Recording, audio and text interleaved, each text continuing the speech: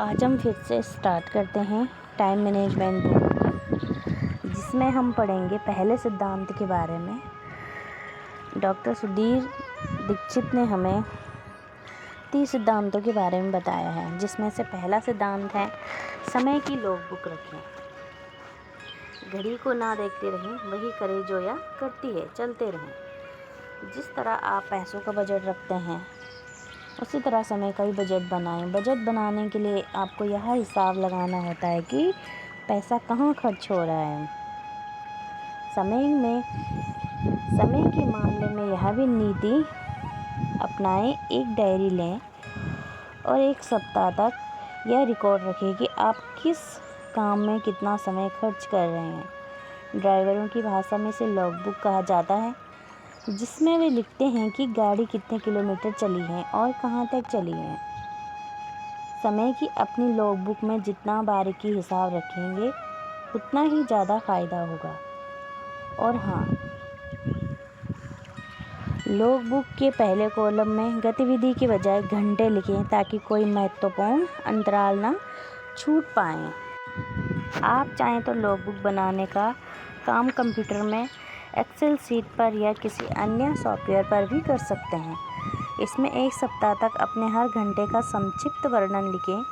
Guarantee है कि इससे आपकी आंखें खुल जाएंगी, जिससे आपको यह पता चल जाएगा कि समय किन गतिविधियों या कामों में लग रहा है। मोबाइल फ़ोन पर आपने कितनी देर बातचीत की है, उसके लिए रात को आपने मोबाइल का कॉल रजिस्टर देखा अवधि दर्ज कर लें। इंटरनेट पर आपने कितना समय दिया या कंप्यूटर की घड़ी देखकर दर्ज कर लें। एक सप्ताह बाद रविवार को बैठकर इस पूरे रिकॉर्ड का अच्छी तरह से विश्लेषण करें, ताकि आपको यह पता चल जाए कि आप कितना समय इंटरनेट, मोबाइल फ़ोन, टीवी या सामाजिक मेल मिलाप में खर्च कर रहे हैं। देखिए, इंसान मूलतः आलसी होता जाता है, इसलिए आपके मन में भी इस अभ्यास से बचने का प्रलोभन जागृत हो सकता है। आप यह सोच सकते हैं कि लॉगबुक रखने की क्या ज़रूरत है। आप यह भी सोच सकते हैं कि आपको अच्छी तरह मालूम है कि आपका समय कहाँ जा रहा है, लेकिन ऐसा हरगिज़ ना करें। लॉगबुक को वह महत्वपूर्ण बुनियाद समझें जिसकी नींव पर समय प्रबंधन का महल खड़ा है।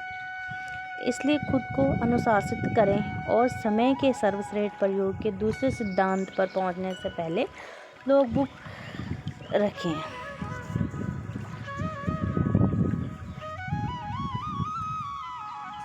देखिए, लॉगबुक एक तरह से आपके समय के खर्च का एक्सरे है। जब आप बीमार होने पर डॉक्टर के पास जाते हैं, तो वह सटीक बीमारी का पता लगाने के लिए मेडिकल टेस्ट और एक्सरे करवाता है। एक्सरे की तरह यह लॉगबुक भी ज़रूरी है, क्योंकि इसके विश्लेषण से ही आपको सटीकता से पता चलेगा कि आपके समय प्रबंधन की मूल समस्या क्या है। यह कभी ना भूलें कि समय प्रबंधन की पहली आवश्यकता यह जानना है कि आपका समय कहाँ और कितना खर्च हो रहा है। लॉगबुक का विश्लेषण इस दृष्टि से करें कि आपके द्वारा किए गए कौन से काम महत्वपूर्ण हैं और कौन से महत्वहीन हैं, कहाँ समय निकला जा रहा है और किन कामों को पूरी तरह से आंशिक रूप से छोड़ा जा सकता है। हेनरी फोर्ड कहते हैं, सिर्फ वही इतिहास मूल्यवान है जो हम आज बनाते हैं। अरस्तु कहते हैं, जिसे करना हमारी शक्ति में है, उसे ना करना भी हमारी शक्ति में है। जीवन एक मूलभूत नियम है कि किसी नई चीज़ को करने के लिए आपको कोई पुरानी चीज़ छोड़नी होगी। अगर आपको कोई चीज़ पानी है तो उसकी कीमत चुकानी होगी। अब चूंकि आप समय का सर्वश्रेष्ठ प्रयोग करना चाहते हैं, इसलिए उसके लिए आपको कीमत तो चुकानी होगी। अतः पुरानी चीज़ों को छोड़ने के लिए अपना दिल पत्थर कर लें और उतनी ही निम्रता से विश्लेषण करें जितनी निम्रता से कोई अन्य सर्जन आपके सीने पर चीरा लगाता है। समय की फिजूल खर्ची को जायज़ और तर्कसंगत साबित करने के प्रलोभन से बचें। उतनी ही निष्पक्षता से विश्लेषण करें जैसे यह आपको नहीं किसी दूसरे के समय आवंटन की लॉगबुक हो। आपके विश्लेषण का उद्देश्य यह पता लगाना है कि कौन सी गतिविधियां निरर्थक है, यहाँ की किन गतिविधियों में आप ज़रूरत से ज़्यादा समय दे रहे हैं, जिन्हें छोड़कर या जिनमें कटौती करके आप अपना समय खाली कर सकते हैं। गहराई से सोचें, क्योंकि अपने समय को खाली किए बिना आप नई गतिविधियां शुरू नहीं कर सकते। अगले सिद्धांत में आप आर्थिक लक्ष्य तय करेंगे जिन्हें हासिल करने के लिए आपको अतिरिक्त समय की ज़रूरत होगी, लेकिन आपको अतिरिक्त समय तभी मिल सकता है जब आप कुछ पुरानी गतिविधियों को छोड़कर संकल्प करने का समय खाली कर लें। विश्लेषण करते समय लाल पेन से उन विवरणों पर गोला लगा लें जो आपको अपनी प्रगति के लिए महत्वहीन लगते हैं। जीन डेला ब्रुयर कहते हैं, जो लोग अपने समय का सबसे बुरा उपयोग करते हैं वही सबसे पहले इसकी कमी का रोना रोते हैं। फिर लेखक हमें कहना चाहते हैं, जैसे टीवी देखना या मोबाइल फ़ोन पर बातचीत करना या दोस्तों के साथ पार्टियों में जाना, यदि आप पूरी गंभीरता से विश्लेषण करें तो आपको अपने समय आवंटन में कोई सुराग दिख जाएंगे। इस तरह से आप चुटकियों में ही अपने कई घंटे खाली कर लेंगे, जिन्हें आप अनुत्पादक कामों से निकालकर उपयोगी कार्यों में लगा सकते हैं। देखिए, अगर लॉगबुक रखने से पहले कोई आपसे पूछता है कि आप कितना समय बर्बाद करते हैं, तो आप तेज में आकर जवाब देते हैं, तो मैं तो जरा भी समय बर्बाद नहीं करता।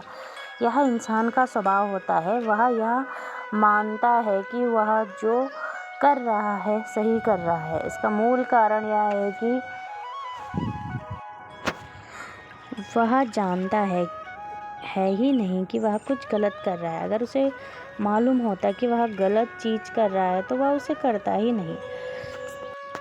समय प्रबंधन के संदर्भ में दरअसल दोष आपका नहीं है।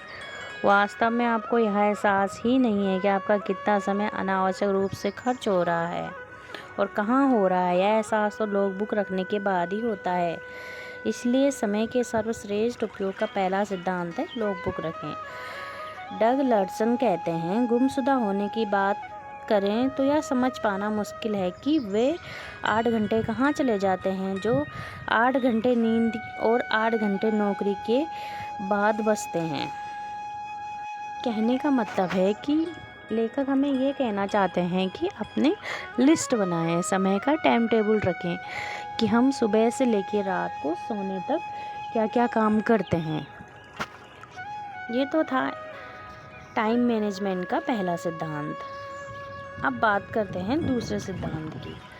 समय के सर्वश्रेष्ठ उपयोग का दूसरा सिद्धांत है आर्थिक लक्ष्य बनाएं। मतलब अपने टारगेट सेट करें। लक्ष्य से आपकी योजना को आकार मिलता है, योजना से आपके कार्य तय होते हैं, कार्यों से परिणाम हासिल होते हैं और परिणाम से आपको सफलता मिलती है, और यह सब लक्ष्य से शुरू होता है। अगर आपका कोई लक्ष्य ही नहीं है तो आपकी सफलता संदिग्ध है। अगर आप यह नहीं जानते हैं कि आप कहाँ पहुँचना चाहते हैं तो आप कहीं नहीं पहुँच सकते।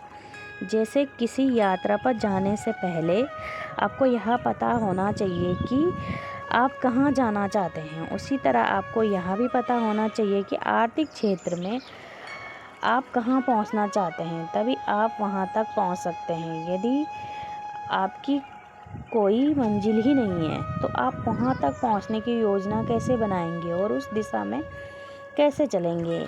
अगर आप जीवन में कुछ करना चाहते हैं तो यह जान लें कि लक्ष्य के बिना आप काम नहीं चलेगा, मतलब आपका काम नहीं चलेगा। लक्ष्य 2 तरह के होते हैं, सामान्य लक्ष्य और निश्चित लक्ष्य। सामान्य लक्ष्य इस प्रकार होते हैं, मैं और ज़्यादा मेहनत करूँगा, मैं अपनी कार्यकुशलता बढ़ाऊँगा, मैं अपनी योग्यता से वृद्धि करूँगा इत्यादि। दूसरी ओर स्पष्ट लक्ष्य इस प्रकार के होते हैं, मैं हर दिन 8 घंटे काम करूँगा, या मैं हर महीने 20,000 रुपये कमाऊँगा, या मैं सॉफ्टवेयर इंजीनियर सॉफ्टवेयर डिजाइनिंग का कोर्स करूँगा। स्पष्ट लक्ष्य वे होते हैं जिन्हें नापा या जांचा जा सकता है। लक्ष्य जितना स्पष्ट होता है, आपको सफल होने की संभावना उतनी ही ज़्यादा होती है। स्पष्ट आर्थिक लक्ष्य सफलता के लिए कितने महत्वपूर्ण होते हैं, इसका एक उदाहरण देखें।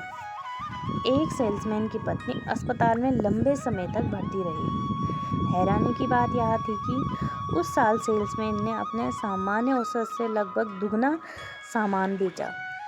जब उससे उसकी सफलता का कारण पूछा गया तो उसने कहा कि सफलता का बिल उसके सामने रखा। उसने कहा कि अस्पताल का बिल उसके सामने रखा था और वह सटीकता से जानता है कि बिल चुकाने के लिए उसे कितना सामान बेचना होगा। इस उदाहरण से यह स्पष्ट हो जाता है कि अगर कोई मनुष्य ठान ले तो वह अपने आर्थिक लक्ष्य हासिल कर सकता है, बेशर्त उसके सामने स्पष्ट लक्ष्य हों। इसलिए समय के सर्वश्रेष्ठ प्रयोग का दूसरा सिद्धांत है, अमीर बनने का मतलब है पैसा होना, बेहद अमीर बनने का मतलब है समय होना। आर्थिक लक्ष्य बनाएं। आर्थिक लक्ष्य बनाना बहुत ही आसान है। आपको पहले तो यथार्थवादी ढंग से यह तय करना है कि आप हर महीने कितनी धनराशि कमाना चाहते हैं और फिर गणित की सहायता से यह पता लगाना है कि इस धनराशि को कैसे कमाया जाए। उदाहरण के लिए, अगर कोई दुकानदार हर महीने 10,000 रुपये कमाना चाहता है और उसे एक प्रोडक्ट बेचने पर 50 रुपये लाभ होता है, तो गणित आसान है, उसे हर महीने 200 प्रोडक्ट बेचने हैं। तो यदि वह महीने में 25 दिन काम करता है तो उसे हर दिन 8 प्रोडक्ट बेचने होंगे। औसत यह आंकड़ा जानने के बाद अब वह काम को टाल नहीं सकता। अब वह मूड न होने या बोरियत का बहाना भी नहीं बना सकता, इसलिए क्योंकि कागज़ पर अंकों का गणित उसे बता रहा है कि अगर लक्ष्य प्राप्त करना है तो उसे हर दिन इतना काम करना ही पड़ेगा। स्पष्ट लक्ष्य होने पर आपको हर पल पता रहता है कि आपने कितनी प्रगति की है और यह संतोषजनक है या नहीं। ऊपर दिए गए उदाहरण में अगर दुकानदार शाम तक 8 प्रोडक्ट बेच लेता है तो वह जान जाएगा कि उसे आज का लक्ष्य पूरा कर लिया है, परंतु अगर वह 8 प्रोडक्ट नहीं बेच पाता है तो उसे यह एहसास हो जाएगा कि मासिक लक्ष्य तक पहुंचने के लिए अगले दिन उसे 8 से भी ज़्यादा प्रोडक्ट बेचने होंगे। डेविड जॉर्डन कहते हैं, संसार हर उस व्यक्ति को जगह देने के लिए एक तरफ हट जाता है जो जानता है कि वह कहाँ जा रहा है।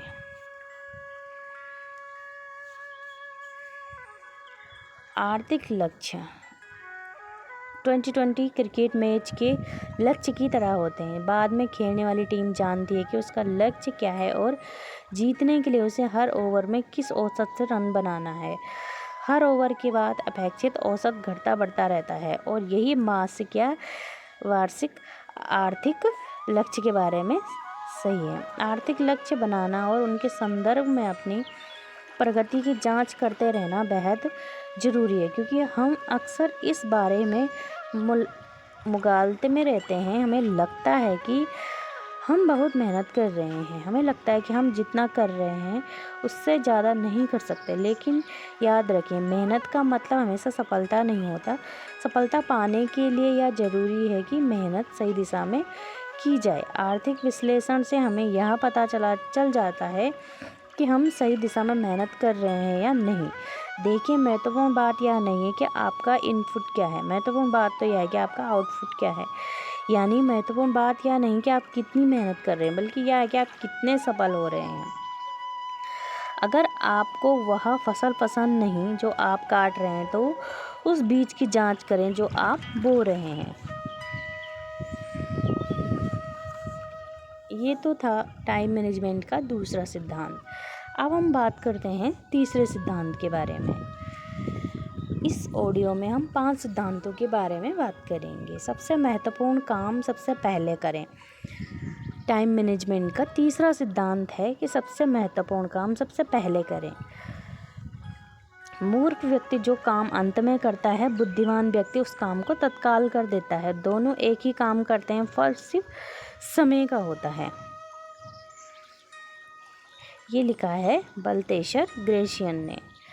अक्सर हमारी दिनचर्या इस तरह की होती है कि हमारे सामने जो काम आता है हम उसे करने लग जाते हैं और इस वजह से हमारा सारा समय छोटे छोटे कामों को निपटाने में ही चला जाता है। हमारे महत्वपूर्ण काम सिर्फ इसलिए नहीं हो पाते हैं क्योंकि हम महत्वहीन कामों में उलझे रहते हैं। महत्वाकांक्षी व्यक्ति को इस बारे में सतर्क रहना चाहिए क्योंकि सफलता पाने के लिए यह आवश्यक है कि महत्वपूर्ण काम पहले किए जाएं। हमेशा याद रखें कि सफलता महत्वहीन नहीं बल्कि महत्वपूर्ण है, कामों से मिलती है। इसीलिए हम अपनी प्राथमिकताएं स्पष्ट रखें और अपना समय महत्वहीन कामों में ना गंवाएं। इसलिए समय के सर्वश्रेष्ठ प्रयोग का तीसरा सिद्धांत है सबसे महत्वपूर्ण काम सबसे पहले करें। समय के संबंध में अपनी प्राथमिकताएं तय करने का एक उदाहरण देखें। एक मशहूर संगीतज्ञ जब वायलिन बजाना सीख रही थी तो उन्होंने पाया कि उनकी प्रगति संतोषजनक नहीं है। कारण खोजने पर उन्हें पता चला कि संगीत का आवाज़ करने से पहले घर साफ करने, सामान्य व्यवस्थित रखने, खाना पकाने आदि कार्यों में उनका बहुत समय लग जाता है। इसलिए उन्हें वायलिन की अभ्यास के लिए कम समय मिल पाता है। यह जानने के बाद उन्होंने संकल्प लिया क्योंकि संगीत उनके लिए सबसे महत्वपूर्ण है, इसीलिए वे सबसे पहले संगीत का अभ्यास करेंगी, बाकी सारे काम उनके बाद करेंगी। खुद को इस तरह अनुशासित करने के बाद उन्होंने संगीत के क्षेत्र में उल्लेखनीय प्रगति की क्योंकि अब वे अपना सबसे महत्वपूर्ण काम सबसे पहले कर रही थी। इस उदाहरण से यह स्पष्ट हो जाता है कि हर महत्वाकांक्षी व्यक्ति को अपने सबसे महत्वपूर्ण काम सबसे पहले करने चाहिए, लेकिन इसके लिए उसे यह पता लगाना होगा कि सबसे महत्वपूर्ण काम है कौन सा। उसके पास उसकी प्राथमिकताओं की स्पष्ट योजना होनी चाहिए। जैसे करना बहुत ही आसान है, डायरी में A, B और C शीर्षक के 3 कॉलम बना लें। एक कॉलम में अपने सबसे महत्वपूर्ण काम रखें जिन्हें आप अनिवार्य मानते हैं। B कॉलम में ऐसे काम रखें जो अनिवार्य नहीं है परंतु महत्वपूर्ण है। उसी कॉलम में ऐसे सामान्य काम रखें जो ना तो अनिवार्य है ना ही महत्वपूर्ण है। उसने खाली कुएं में खाली बाल्टी डालने में पूरी जिंदगी गुजार दी और वह उन्हें ऊपर खींचने में अपना बुढ़ापा भी बर्बाद कर रहा है। ये लिखा है सिडनी स्मिथ ने।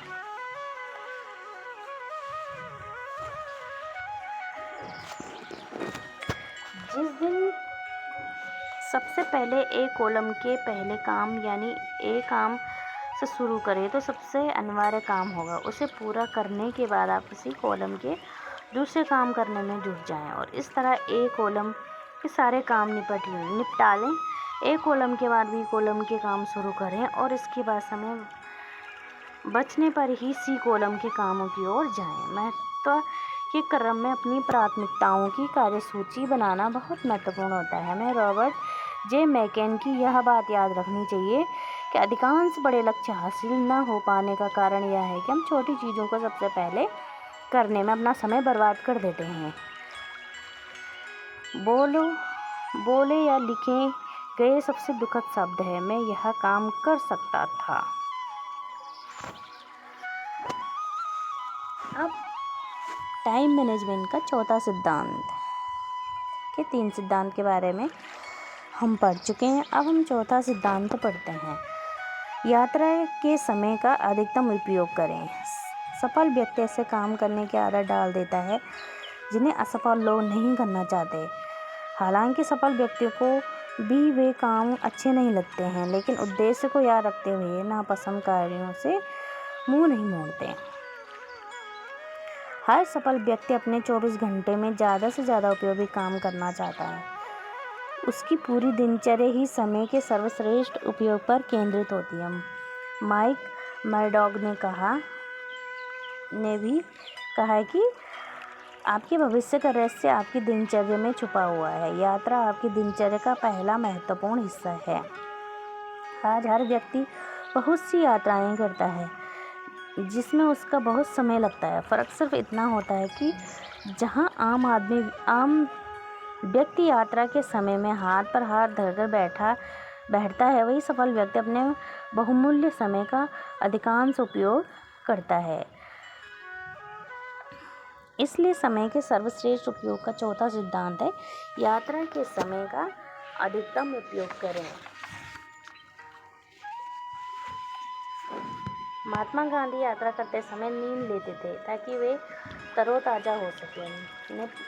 नेपोलियन जब सेना के साथ युद्ध करने जाते थे तो रास्ते में पत्र लिखकर अपने समय का सदुपयोग करते थे। एडिसन अपने समय की बर्बादी को लेकर इतने सचेत थे कि किशोरावस्था में जब वे रेल में यात्रा करते थे तो अपने प्रयोगों में जुटे रहते थे। माइक्रोसॉफ्ट के संस्थापक बिल गेट्स यात्रा के दौरान मोबाइल पर ज़रूरी बातें करके सिद्धांत पर अमल करते हैं। बिल गेट्स ने तो एक बार अपने गैरेज में अफ्रीका का नक्शा टांग दिया था ताकि जब वह अपनी कार का इंजन बंद करे तो उनकी कीमती सेकंड बर्बाद ना हो, बल्कि उनका कुछ उपयोग हो जाए। समय को लेकर सभी सफल लोग सतर्क रहते हैं क्योंकि वे जानते हैं कि समय बड़ा बलवान होता है और इसके सदुपयोग से ही सफलता संभव है।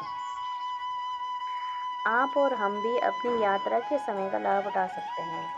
नौकरी पेशा लोगों को घर में ऑफिस तक की यात्रा में काफ़ी समय लग जाता है और सेल्समैन का तो अधिकांश समय यात्रा में ही बीतता है। तो हमें यह जान लेना चाहिए कि अगर हम हर दिन 2.5 घंटे यात्रा करते हैं तो हमारे जीवन का लगभग 10% समय तो यात्रा में ही चला जाता है। इस विचित्र जीवन का एक विचित्र सत्य यह है कि जो लोग सबसे ज़्यादा मेहनत करते हैं, खुद पर सबसे ज़्यादा अनुशासन लाते हैं और किसी लक्ष्य को प्राप्त करने के लिए कुछ आनंददायक चीज़ों का त्याग करते हैं, वे सबसे ज़्यादा सुखी होते हैं।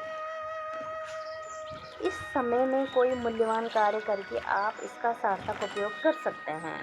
देखिए, यात्रा के दौरान ज़्यादातर लोग या तो मोबाइल पर गाने सुनते हैं या फिर अखबार पढ़ते हैं या गपशप करते रहते हैं। वे ये नहीं जानते कि इस दौरान प्रेरक पुस्तकें पढ़कर, शैक्षणिक टिप्स सुनकर या कोई अन्य महत्वपूर्ण काम करके वे अपने लक्ष्य तक ज़्यादा तेज़ी से पहुंच सकते हैं। अध्ययनों से पता चलता है कि आमतौर पर सेल्समैन का 45% कामकाजी समय यात्रा में गुजरता है। जाहिर है, जो सेल्समैन यात्रा के समय का बेहतर उपयोग करना सीख लेता है वह अपने साथियों की तुलना में ज़्यादा सफल होता है। इंतज़ार करना किसी को अच्छा नहीं लगता, परंतु कई बार हमें मजबूरन किसी व्यक्ति या बस ट्रेन का इंतज़ार करना पड़ता है। इसलिए हमारे पास ऐसे झटपट कार्यों की सूची होनी चाहिए जिन्हें हम इंतज़ार करते समय निपटा सकें। यदि हमारे ब्रीफकेस में छुटपुट काम तैयार रहते हैं तो हमें इंतज़ार करने में कष्ट भी नहीं होगा और हमारा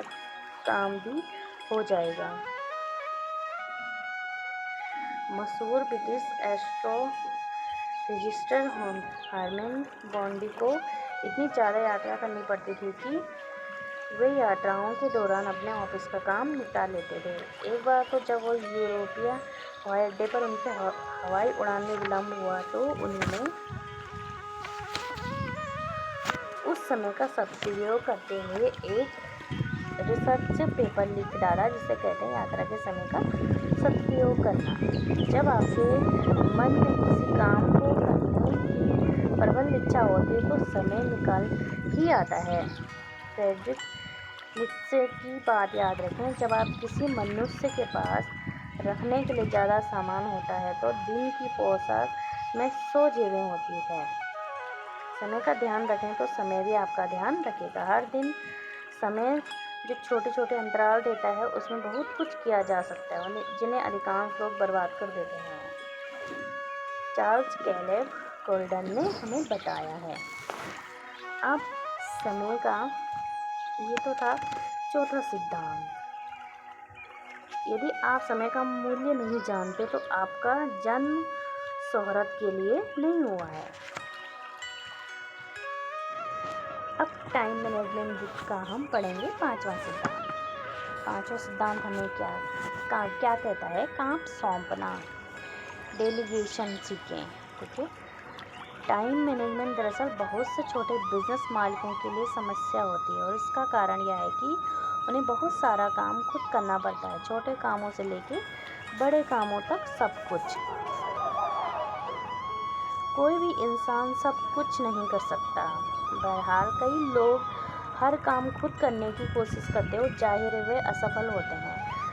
हर व्यक्ति यह चाहता है कि अपने महत्वपूर्ण काम वह खुद करें, लेकिन निश्चित ऊंचाई पर पहुंचने के बाद प्रगति करने के लिए दूसरों को काम सौंपना अनिवार्य हो जाता है। बिजनेस की शुरुआत में तो व्यक्ति सारे काम खुद कर सकता है, परंतु बिजनेस बढ़ाने के बाद काम इतने बढ़ जाते हैं कि सहयोगियों के बिना तरक्की नहीं हो सकती। ऐसे में अगर वह सही सहयोगी खोजकर उन्हें काम सौंपना, डेलीगेशन सीख लें तो वह आगे प्रगति कर सकता है। अगर वह यह नहीं सीख पाता जो भविष्य में उसकी प्रगति की संभावना धूमिल हो जाती है।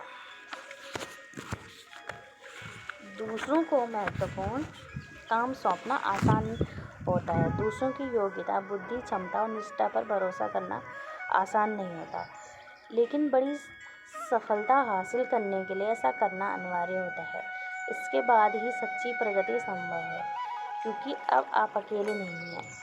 अब आपके पास एक टीम है, जिसकी वजह से आपका समय कई गुना बढ़ जाता है और आपका उसका सदुपयोग करके ज़्यादा तेज़ी से अपनी मंजिल हासिल कर सकते हैं। इसलिए समय के सर्वश्रेष्ठ प्रयोग का 5वां सिद्धांत है, काम सौंपना या सीखें। ज़्यादातर लोगों के साथ एक बड़ी समस्या है कि वे हर काम खुद करने की कोशिश करते हैं। वे दूसरों को काम नहीं सौंपना चाहते, क्योंकि उन्हें लगता है कि मैं इसे ज़्यादा अच्छी तरह से कर सकता हूँ या मैं इसे दूसरों से ज़्यादा जल्दी कर सकता हूँ। उन्हें यह समझ ही नहीं आता है कि बड़ी सफलता पाने के लिए उन्हें दूसरों को काम सौंपना ही होगा, चाहे यह उन्हें पसंद हो या ना हो। प्रगति की राह में एक ऐसा मोड़ आता है जब भविष्य में प्रगति करने के लिए दूसरों को काम सौंपना अनिवार्य हो जाता है। इसलिए बेहतर होगा कि आप काम सौंपने की कला सीख लें। काम सौंपने के लिए आपको सिर्फ इतना करना है कि आप किसी सही व्यक्ति को खोजकर उसे काम सौंप दें। जो लोग छोटी छोटी चीज़ों में उलझे रहते हैं, वे बड़े काम नहीं कर पाते हैं। यानी कि ऐसा व्यक्ति चुनें जिसमें उस काम को अच्छी तरह से करने की क्षमता और इच्छा हो। फिर उसे बता दें कि उसे क्या करना है, कैसे करना है, कब तक करना है। इसके बाद आप सौंपे गए काम और उसके पूर्ण होने की तारीख को उसकी डायरी में लिख लें। डेलीगेशन, यह काम सौंपने का तरीका इतना ही आसान है। सौंपे गए काम की प्रगति की निगरानी करना अच्छी बात है, लेकिन यह भी ध्यान रखें कि ज़्यादा निगरानी में आपका समय बर्बाद होता है और सामने वाले को बुरा भी लग सकता है कि आप उसकी क्षमता का, योग्यता पर भरोसा नहीं कर रहे हैं। काम सौंपने की कला में निपुण होने के लिए सिर्फ 2 चीज़ों की ज़रूरत होती है। यह पता लगाना कि कौन से काम सौंपे जा सकते हैं और किसे। बस इतनी सावधानी बरतें कि अति गोपनीय या अत्यंत महत्वपूर्ण काम दूसरों को